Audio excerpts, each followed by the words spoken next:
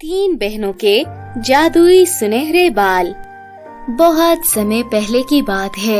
एक गांव में शीतल अपनी तीन बेटियों सुमन, रीमा और रागिनी के साथ रहा करती थी।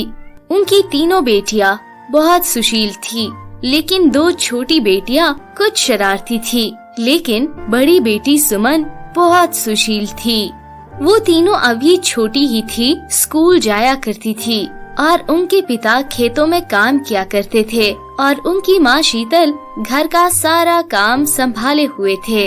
उनकी तीनों बेटियां सुबह स्कूल को जाती थी और जब वे रात को आती थी तो अपनी माँ का काम में हाथ बटाया करती थी। मगर आजकल बच्चों के स्कूल के फीस और घर के खर्चे की वजह से सुमन के पापा का गुजारा बहुत मुश्किल से हो रहा था। एक दिन उसने अपनी पत्नी से कहा, शीतल, मुझे लगता है अब मुझे खेतों के साथ साथ कोई दूसरा काम करना चाहिए, क्योंकि हमारे खेतों में तो हमें कोई खास फायदा नहीं पहुंच रहा है। हाँ जी, आप सही बोलते हो। अब तो खर्चे भी बहुत ज्यादा बढ़ गए हैं।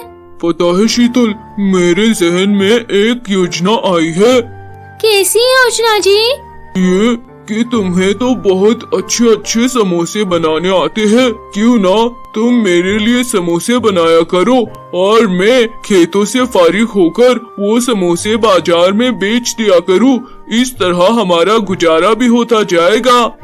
शीतल अपने पति की बात मान जाती है। अब वो अपने पति के लिए रोज रोज समोसे बनाती है और वो शहर में वो समोसे बेचकर आया करता है।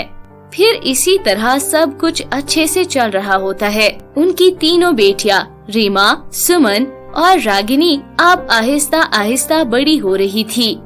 कई समय बाद उनके पिता की तबीयत बहुत ज्यादा खराब हो जाती है और शीतल बहुत ज्यादा परेशान होकर डॉक्टर को बुलाती है। हेलो डॉक्टर साहब, आप जल्दी से हमारे घर पहुंच जाइए। मेरे पति की तबीयत बहुत ज्यादा खराब है। मेरी बात सुनो शीतल, अब मेरे दिन गिने जा चुके हैं। मुझे नहीं लगता कि अब मैं बच सकता हूँ। तुम मेरी बात याद रखना। तुम इन खेतों का और मेरी बेटियों का अच्छे से ध्यान रखना।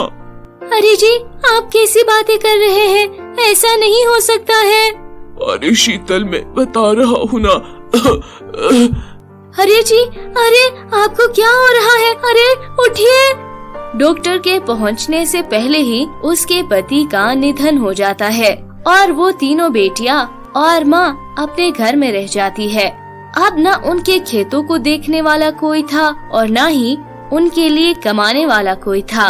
लड़कियां भी अब बड़ी हो चुकी थी, लेकिन उनके बाप ने उन्हें हमेशा नाजों से पाला था। लड़कियां अब बड़ी हो गई थी, मगर उनकी माँ आहिस्ता आहिस्ता कमजोर हो रही थी।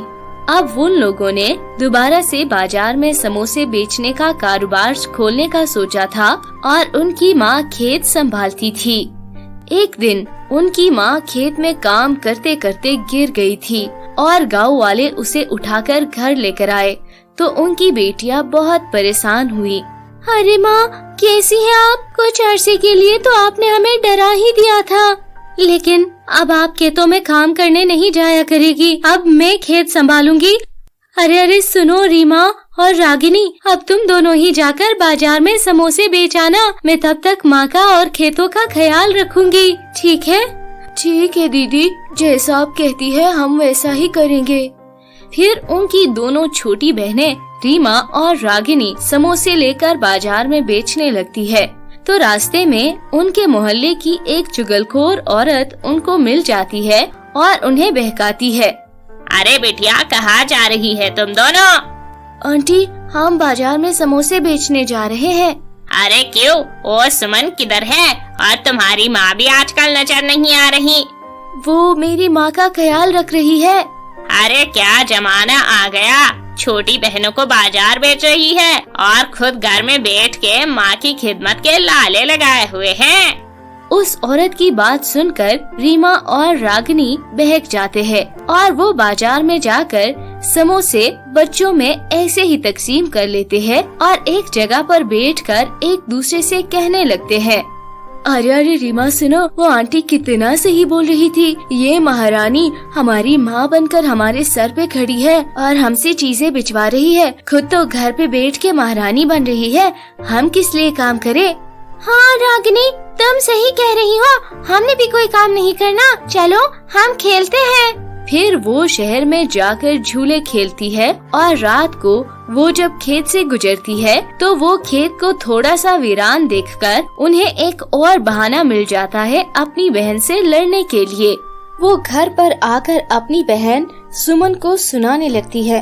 अरे अरे क्या दीदी, आपने हमें बाजार बेचकर खुद यहाँ घर में आराम करने बैठी है। ना तो आपने खेतों में काम किया है और माँ की तबीयत भी इतनी खराब है, मतलब ना तो आपने माँ की सेवा की है और ना ही आपने खेतों की देखभाल की है। आप जाकर देखिए खेतों का क्या हाल हो रहा है। अरे अरे तुम कैसी बातें कर रही हो, मैंने खेतों में पानी दिया, माँ की खिदमत की और घर में जो थोड़ा बहुत राशन पड़ा था उससे खाना पकाया, और तुम कह रही हो कि मैंने काम नहीं किया। अरे अरे दीदी क्या कह रही हो तुम? तुम्हें ऐसा लगता है कि हम अपने दोस्तों के साथ खेल रहे थे? हाँ अरे अरे ऐसा कब कहा मैंने? उन सब बहनों को लड़ता झगड़ता देखकर शीतल अपने बिस्तर से उठ जाती है और वो उनसे कहती है, अरे बच्चों, बस अब तुम लोगों को मेरे लिए काम करने की कोई जरूरत नहीं। मैं ठीक हूँ, मैं जाकर खेतों में भी काम कर लूंगी और समोसे भी बेच दिया करूँगी। मुझे तुम्हारी एहसान की कोई जरूरत नहीं है। तुम दोनों बस ऐसे मत लड़ा करो, मैं ही जाकर काम कर लूंगी। अरे अरे माँ, मुझे माफ कर दीजिए, मुझे अपनी छोटी बहनों को समझाना चाहिए था। आप परेशान मत होइए, आप बस आराम कीजिए, मैं सब देख लूंगी। इसलिए सुमन अपनी बहनों से कहने लगी, अरे रीमा और रागिनी, कल से तुम घर बैठकर माँ का ख्याल रखोगी, बाकी का बाहर का सारा काम मैं देख लिया करूँगी। इस तरह से सुमन बाकी बाहर का काम संभालने लगती है। उसका दिल नरम था और इस तरह से वो सुबह सुबह खेतों में जाती, फिर समोसे बेचती और रात को वे घर आती। लेकिन उनकी दोनों बहनें बहुत कामचोर थी, वो तो अपने माँ का ख्याल भी नहीं रखती थी। एक दिन जब सुमन खेतों पर काम करने के लिए जाती है तो वह देखती है कि वहाँ पर एक बिल्ली बहुत ज्यादा जख्मी हालत में पड़ी थी और खून से लहूलुहान थी। ये देखकर सुमन को उस पर बहुत दया आती है और वह उसे उठाकर अपने घर लेकर जाती है। वो घर ले जाकर उसकी मरहम पट्टी करती है और उसके जख्म साफ करती है। अरे अरे दीदी, ये क्या है? इस बिल्ली से कितनी बदबू आ रही है। मगर सुमन अपनी बहनों की एक नहीं सुनती। वो उस बिल्ली की मरहम पट्टी करवाती है और वो उसे रोज खाना खिलाती है। 3-4 दिन का ख्याल रखने के बाद वो बिल्कुल ठीक हो जाती है। कुछ समय बाद वो एक दिन नहाने जाती है तो जब वो वहाँ से निकलती है तो देखती है कि वो बिल्कुल गंजी थी और उसके बाल ही नहीं थे। मेरे तो बाल ही नहीं है, अरे ये क्या अनर्थ हो गया। मैंने तो उसी शैम्पू से धोया था, पता नहीं अब मेरे बाल आएंगे भी कि नहीं। अरे ओ दीदी, ये आपने क्या कर दिया? उस शैम्पू के डिब्बे में तो कल मैंने वैसे ही पेट्रोल डाल दिया था, अब तो आपके बाल कभी वापस नहीं आ सकते हैं। ये देखते देखते वो बिल्ली जो उनके साथ खड़ी थी वो एक प्यारी परी में बदल जाती है। तभी वो परी सुमन को सोने के बाल दे देती है। अरे सुमन, तुम बहुत अच्छी हो, बहुत नेक हो, सबकी बहुत मदद करती हो, इसलिए इतनी अच्छी लड़की के साथ कभी भी कुछ गलत नहीं हो सकता। अब ये तुम्हारे सोने के बाल तुम्हारे बहुत काम आएंगे। तुम रोज इनके जादू से कुछ भी करा सकती हो और अपनी घर की स्थिति अच्छी कर सकती हो। अरे अरे दीदी, हमें भी ऐसे बाल चाहिए। परी, आपका बहुत शुक्रिया मुझे इतने अच्छे बाल देने के लिए। क्या आप मेरी बहनों को भी इस तरह सोने के बाल दे सकती हो? फिर वो परी उनके दोनों बहनों को भी वैसे ही सोने के बाल दे देती है। पर सुनो, तुम सब इन सोने के बालों से लोगों की मदद करना, ठीक है? ऐसा कहकर वो परी उन तीनों को सोने के बाल देकर वहाँ से गायब हो जाती है। ये सोने के बाल पाकर रीमा और रागिनी बहुत ज्यादा घमंडी हो जाती है। अपना घर छोड़कर दूसरे महल जैसे घर में रहने लगती है और वहाँ रोज दोस्तों के साथ पार्टियां करने लगती है। और वही दूसरी तरफ सुमन अपनी माँ के साथ रहती है, उनका ख्याल रखती है और उनका बड़े से हॉस्पिटल में इलाज कराती है। वो उनकी सेवा करती है और हमेशा जरूरतमंद लोगों की मदद करती है।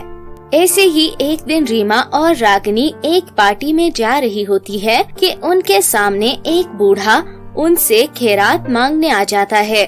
अरे कृपया करके मेरी मदद कीजिए बिटिया, मैं बहुत गरीब हूँ, मैं बहुत बीमार भी हूँ। अगर आप मेरी थोड़ी सी मदद करें तो मैं अपना इलाज करा लूँगा। अरे अरे, हमने तुझ जैसे गरीब लोगों का ठेका नहीं लिया जो हर दूसरे स्टाफ पर भीख के नाम पर पैसे मांगते हो। हटो रास्ते से। ऐसा कहकर वह दोनों उस गरीब को धुतकार कर आगे जैसे ही बढ़ती है तो उन दोनों बहनों के सर से बाल ही गायब हो जाते हैं। वो दोनों गंजी और बहुत ज्यादा बदसूरत हो जाती है। यह देखकर वो दोनों बहुत ज्यादा रोने लगती है और सुमन के पास चली जाती है। तुम दोनों को अपने किए की सजा मिली है। वह बूढ़ा तुम दोनों से मदद मांग रहा था मगर तुमने उनकी मदद नहीं की, जबकि परी ने तुमसे कहा था कि इन बालों से दूसरों की मदद करना है। लेकिन अब मैं तुम दोनों का कुछ नहीं कर सकती। तुम दोनों अब हमेशा इसी तरह रहोगी। अब रीमा और रागिनी को अपनी गलती का सबक मिल जाता है। अब वे हमेशा के लिए वैसी ही गंजी और बदसूरत रह जाती है, लेकिन अब वो हमेशा दूसरों की मदद करने लगती है और वह दोनों अब अच्छी लड़की बनकर दूसरों की मदद करने लगती है। दोस्तों, अगर आपको हमारी आज की ये कहानी पसंद आई है तो वीडियो को लाइक और चैनल को सब्सक्राइब करना ना भूलिए।